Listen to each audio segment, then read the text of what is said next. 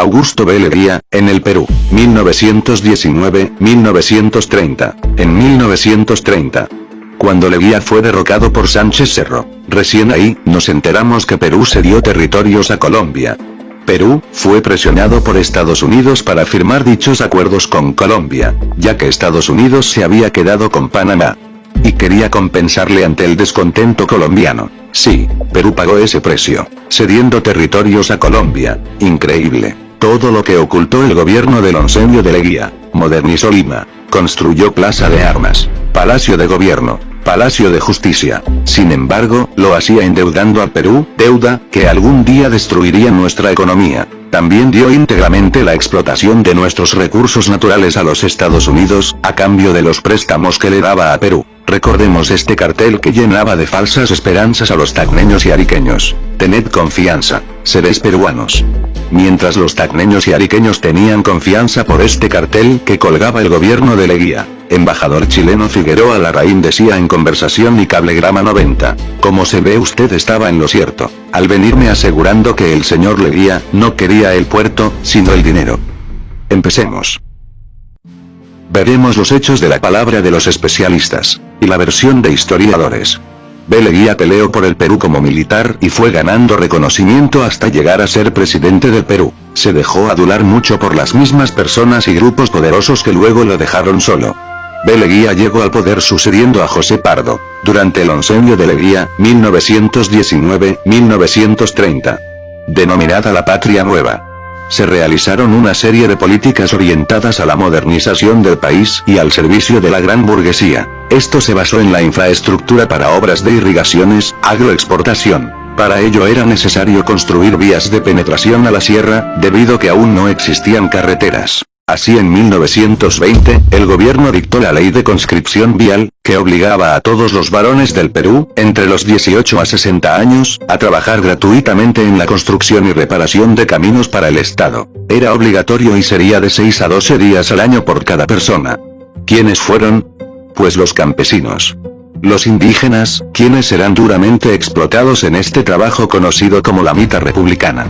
Leguía daba beneficios a las masas populares para calmar las protestas, pero no para cambiar su realidad. Era un gobierno populista. Construyó y modernizó Lima, para atraer la inversión extranjera. Construyó la avenida Arequipa, Brasil, Venezuela, Palacio de Gobierno, Palacio de Justicia, Plaza San Martín, hoteles como el Bolívar. Trajo los primeros autos, sin embargo, la realidad era que lo hacía endeudando y sometiendo al Perú, a los préstamos de Estados Unidos. Pedía 15.000 millones, y lo gastaba en un mes. Los norteamericanos preocupados, enviaron a Cumberland, quien le planteó a Leguía que si quiere más préstamos, debe cumplir unos requisitos. Norteamérica pedía que Perú le entregue las aduanas como garantía de pago. Además debía crear un banco para regular la moneda peruana. Y lo llamaron BCR. Todo esto por exigencia de Norteamérica, quien impuso a Cumberland tener un cargo en el Banco Central de Reserva peruano. B. Leguía también impuso a su primo como presidente del BCR, Eulogio Romero Salcedo, y a 80 familiares más en cargos distintos. Con un plan económico a la medida de sus intereses. Tanto era la mala gestión que hasta Cumberland quería renunciar, y entraría posteriormente en 1931 a la misión Kemmerer.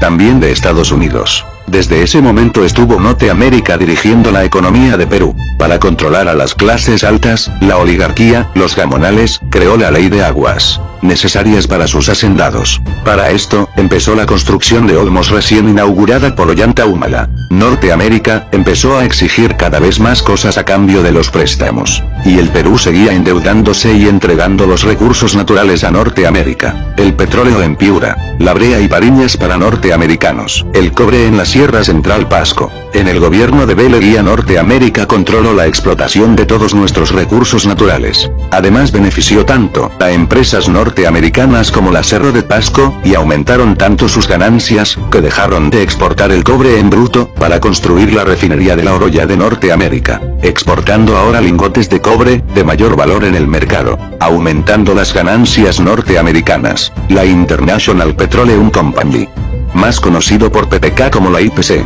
Empresa de petróleo norteamericana, que no pagaba impuestos por exportación, no pagaba impuestos por extracción, y hasta el suelo de Perú, era norteamericano. En el famoso acuerdo, el Laudo de París, firmado por Leguía y Estados Unidos, puso fin al problema de las fronteras. Escriben así historiadores simpatizantes de Leguía. Sin embargo, la realidad era que lo hacía cediendo territorios que ponían al Perú en desventaja, como el Tratado de Salomón Lozano en 1922.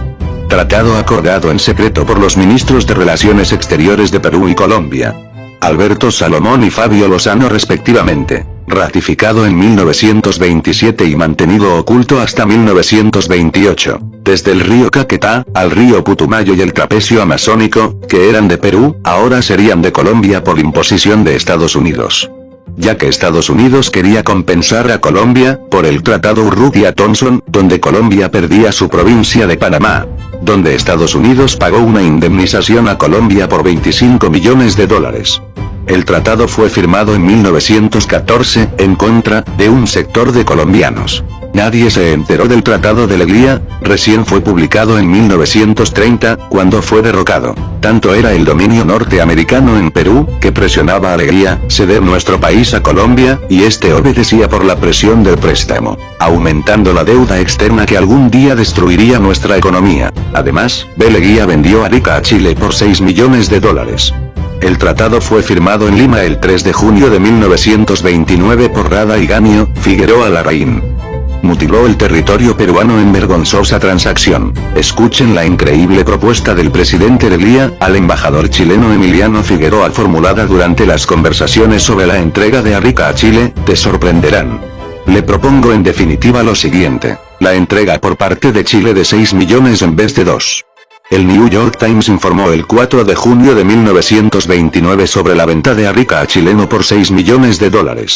Ningún país lo pudo creer. En el gobierno de Leguía, la oligarquía peruana y grupos poderosos de aquella época con su falta de preocupación por el trabajador peruano, trajeron como consecuencia la formación del socialismo, cuyo líder fue la Mauta Mariátegui, y también dio lugar a la creación de la CGTP, que fue fundada el 17 de mayo de 1929. Exilió a varios líderes de otros movimientos políticos opositores, como José Carlos Mariátegui y Víctor Raúl Aya de la Torre a México. Finalmente las protestas contra el gobierno de Leguía venían de todos los lados. Cuando Estados Unidos quebró su economía por el Jueves Negro, la famosa crisis económica, el crack de 1929, en Perú también quebró su economía, por su dependencia económica. Las exportaciones de materias primas cesaron. Los préstamos de Estados Unidos cesaron. En el gobierno de Leguía hubo corrupción, la lista de acusaciones es extensa referida a empréstitos nacionales, licencias para el juego de envite, el comercio del opio.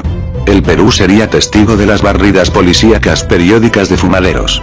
El opio se vendía a través de un monopolio gubernamental, reorganizado en 1921, violando en ocasiones por lotes ilícitos de amapola. Además, el otorgamiento de privilegios y facilidades a los monopolios en la explotación del petróleo a favor de la Standard Oil Company, la construcción de carreteras y ferrocarriles sin licitación, la compra de las haciendas Sasapa y La Molina y otros. Diversos testimonios probatorios acreditaron la existencia de cheques girados por terceras personas, para ser depositados en la cuenta particular de Leguía, tal como lo refiere Jorge Basadre en la Historia de la República 62 edición, tomo segundo, páginas 3991-3992. Uno de los testimonios que sirvieron de base para la sentencia contra Leguía fue el documento publicado el 7 de enero de 1931 y firmado por los contadores Daniel A. Carlín y Luis de Mederos. El tema da para más y aunque sus amigos han tratado de demostrar lo contrario, lo cierto es que la tiranía de Leguía de 15 años fue arbitraria, corrupta y entrevista. La crisis del oncenio fue aprovechado por la oligarquía quienes apoyaron a Sánchez Cerro, militar que ejecutó el golpe de estado. El comandante Bueno pasó a expresarse en un tono bastante más moderado. Señor Leguía, el capitán no interpreta bien el pensamiento de nosotros. Tenemos por usted consideración y respeto. Ha vestido el uniforme del soldado y defendió la patria. Pero está rodeado de un grupo de sinvergüenzas. Señor Leguía, los oficiales de la guarnición de Lima consideran que ha llegado el momento de que deje usted el poder en manos de una junta militar que tenga la confianza de ella. La expresión de Leguía cambió. Era como si por fin se diera cuenta de su situación. La ciudad y el país seguían durmiendo. Leguía fue arrestado y acusado de malversación de fondos del gobierno. Permaneció en confinamiento en el Panóptico de Lima, y murió en un hospital naval el 6 de febrero de 1932. Los políticos opositores se ensañaron con Leguía. La oligarquía y grupos poderosos cobraron venganza al ser desplazados por Leguía.